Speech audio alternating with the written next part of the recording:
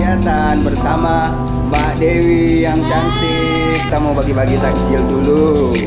Nah, alhamdulillah Mbak Dewi ada rezeki, jadi dia mau bagi-bagi ini. Persiapkan untuk takjil gratis kita para masyarakat kita yang ada di Bali.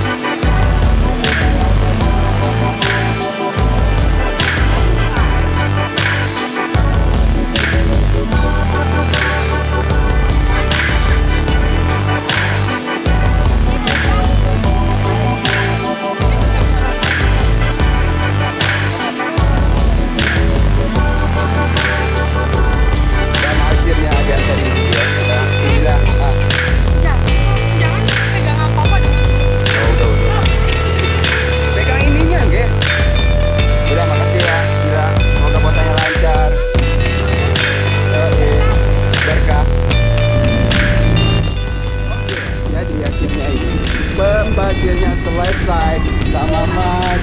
Ini Mas Dedi. Makasih Mas Dedi atas bagi-bagi rezekinya. Ini kita ini Mbak Dewi. Makasih banyak Mbak Dewi. Jadi Mas Dedi, apa harapannya apa buat puasa tahun ini Mas? Ya mudah-mudahan berkah, mudah-mudahan virus ini cepat selesai. Terima kasih banyak.